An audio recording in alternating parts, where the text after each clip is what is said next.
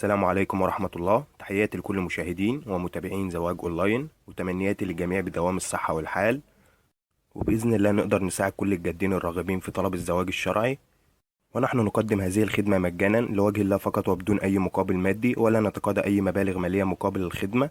وبنأكد لحضراتكم إن طرق التواصل معنا ملناش أي أرقام موبايلات للتواصل. طرق التواصل معنا على القناة أو على الإيميل الخاص بالقناة. هتلاقي الرابط بتاع الإيميل موجود في الوصف بتاع القناة. وفي الحالتين إذا كنت بتتواصل معايا على القناة أو على الإيميل الخاص بالقناة يتم الرد على حضرتك أو على استفسارك في أسرع وقت ممكن. وربنا يجعلنا سبب بإذن الله إن احنا نقدر نوفق راسين في الحلال، نقدر نساعد الجميع في إيجاد الزوجة المناسبة أو الزوج المناسب إن شاء الله. وبقول لحضرتك او لحضرتك لو بتدوروا على عروسه او مهتمين بالنوع ده من من عروض الزواج، اشتركوا في القناه وفعلوا زر الجرس علشان يصلكم كل جديد من عروضنا اللي احنا بنعرضها باستمرار، وباذن الله نساعدكم في ايجاد شريكه العمر المناسبه او شريك العمر المناسب. وبحب اقول للناس اللي بتتواصل معانا على القناه بخصوص عرض زواج معين او بيطلبوا عروسه، فيا ريت حضرتك انا بطلب منك بياناتك الشخصيه. لو انت منتش جد في طلبك للزواج يا ريت ما تتواصلش معايا، لان بياناتك الشخصيه دي اقل حاجه هقدر اساعدك بيها. وفي نفس الوقت زي ما انا قلت لحضراتكم قبل كده، بياناتك الشخصيه دي انا هعرضها على صاحبه العرض او صاحبه الاعلان اللي انت بترغب بالارتباط بها، وبعد كده باذن الله بلغك بردها او برايها. فبتفاجئ ان في بعض الناس بطلب منها بياناتها الشخصيه، بيتواصل معايا مثلا بخصوص عرض زواج معين، باجي اطلب منه بياناته الشخصيه بلاقيه ما بيردش عليا او بيتجاهلني. فانت بياناتك الشخصيه دي زي ما انا قلت لحضرتك هي ابسط شيء ان انا هقدر اتواصل معاك بيه. انت ما انتش حابب ان انت تسيب بياناتك الشخصيه على العام على اليوتيوب، ممكن تتواصل معايا على الايميل الخاص بالقناه، وهيكون في خصوصيه اكتر، وهقدر اتواصل معاك وهقدر حضرتك تبعت لي بياناتك، لان زي ما انا قلت بياناتك ديت هي الشيء الوحيد اللي هتاكد جديتك في طلبك للزواج، وعشان اقدر اساعدك في نفس الوقت. علشان ما اطولش على حضراتكم نبدا عرض النهارده ونخش في التفاصيل. لدينا اليوم عرض زواج لسيده على قدر كبير من الجمال والاحترام، بترغب في الزواج من شخص محترم يتقي ربنا فيها ويصونها، مؤهل متوسط، لا تعمل وتقيم بالمنزل، لديها اولاد يقيموا معها لكن والدهم متكفل بجميع مصاريفهم الشخصيه، ولا مانع عند والدهم من زواج الام بعد زواجه، وكل واحد بقى ليه حياته الشخصيه. فهي زي ما احنا قلنا بتدور على شخص يتقي ربنا فيها ويصونها، تكون مواصفاته قريبة من مواصفاتها أو حالته الاجتماعية زي حالتها الاجتماعية. مفيش أي مانع بالنسبة ليها إن هو يكون عنده أولاد بيعيشوا معاه.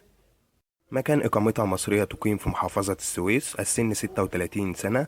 ملحوظة هامة جدا، لا تقبل التعداد نهائيا لظروف خاصة بها. موضوع التعداد ده زي ما احنا قلنا هي مش موافقة عليه، فياريت اللي يتقدم لنا بخصوص العرض ده ما يكونش بيدور على زوجة تانية، لأن زي ما احنا قلنا هي لا ترغب في التعداد نهائيا. وقبل ما نقول مواصفات الزوج اللي بترغب بالارتباط به، يا ريت ما تنسوش تعملوا لايك وشير للفيديو تشجيعا منكم لنا، علشان نقدر نستمر في نشر المزيد والمزيد من عروضنا، ونقدر نساعد كل الجادين الراغبين بإيجاد الزوجة المناسبة أو الزوج المناسب. ويا ريت لو حضرتك بتتواصل معايا على اليوتيوب برسالة فيها استفسار أو أي طلب أو طلب أو عرض زواج من العروض اللي احنا بنقدمها، يا ريت بعد ما ترسل الطلب تعمل لايك للفيديو عشان الرسالة تظهر ليا بسرعة وأشوفها وأقدر أتواصل مع حضرتك. وبحب اشكر كل الناس اللي بتتواصل معانا وبتتفاعل معانا على فيديوهاتنا، وبقول لهم احنا مستمرين بيكم وبدعمكم ان شاء الله، ويا رب نكون عند حسن ظنكم. يا ريت لو في اي شخص بيتواصل معايا بخصوص عرض زواج من العروض اللي احنا بنقدمها على القناه يشاهد العرض جيدا من البدايه للنهايه عشان يكون عارف جميع التفاصيل الخاصه بالعرض. نرجع تاني ونكمل باقي تفاصيل العرض ونقول مواصفات الزوج اللي بترغب بالارتباط به. يكون رجل محترم وعلى خلق، مصلي وملتزم، يكون مطلق او ارمل، قريب جدا منها في السن، ما يكونش فارق السن بينهم كبير. دي من أهم الشروط اللي هي بتدور عليها في شريك العمر اللي هي بترغب بيه. لا تشترط المؤهل نهائيا، يكون لديها عمل ثابت أو دخل ثابت، ويكون راجل حسن المظهر، تقي ربنا فيها ويصونها، ده أهم شيء بالنسبة لها.